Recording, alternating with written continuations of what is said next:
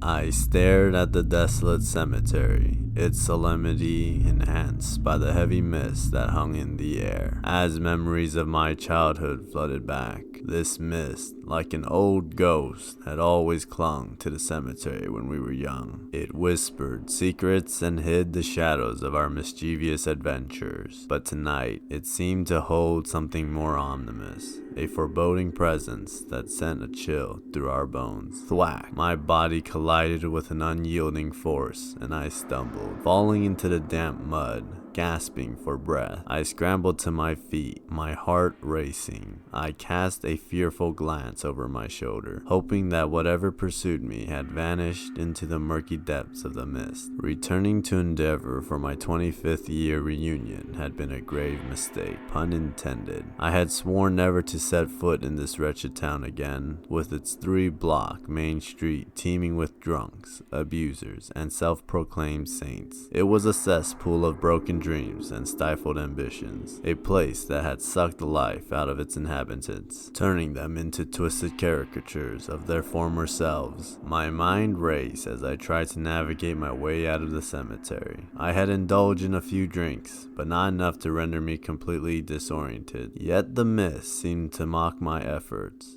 enveloping me in its ethereal cloak of confusion. I slowed my pace, my footsteps reduced to a cautious crawl. My trembling hand brushed against something cold and unyielding on the ground. Curiosity compelled me to investigate, and as I drew closer, I discerned the faint glimmer of an inscription. I held my breath as I read the words carved into the stone. "Here lies Jake Smith." A wry smile tugged at my lips. Mr. Smith, that old bastard, tormented us with his fanatical evangelic ideologies, robbing us of our proper education. Perhaps this mist, this insidious force, sought retribution for his sins. But my respite was short-lived. I pushed myself upright, only to discover 2 elongated shadows cast upon the ground. Tim and Drew. Dread knotted in my stomach. Something had dragged them back into this surreal nightmare. Before I could make sense of the situation, a frigid hand seized my hair, yanking my head backward. The mist, like an icy torrent of pain, rushed into my gaping mouth. I tried to scream, but my pleas were swallowed by the relentless onslaught. Collapsing onto the damp earth, my knees scraped and bruised, I desperately begged for mercy.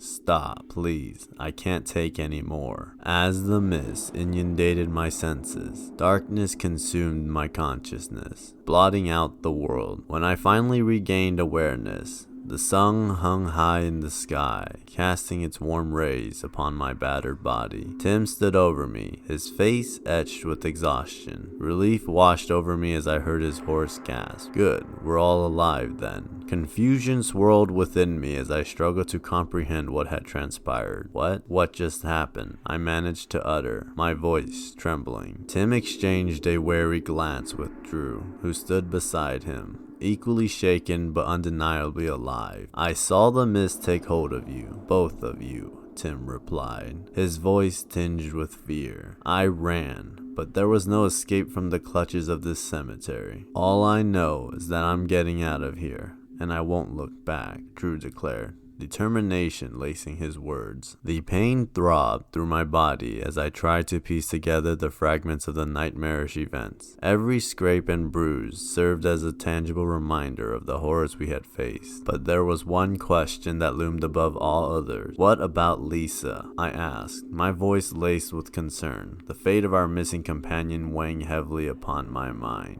Lisa, a petite brunette, a classmate of ours who came to visit the cemetery with us. There were rumors of her and Mr. Smith having some kind of relationship in the past. Regardless of those rumors, we have stayed friends through thick and thin. The air crackled with tension, our minds still reeling. Each step forward felt like a choice. Should we escape? Or should we look for Lisa? Tim, his brow furrowed with worry, glanced at me, his eyes filled with a mix of fear and determination. "We can't waste any more time. We have to find Lisa," he asserted, his voice resolute, echoing our shared concern. Drew nodded in agreement, his usually jovial demeanor replaced by a somber determination. "Absolutely.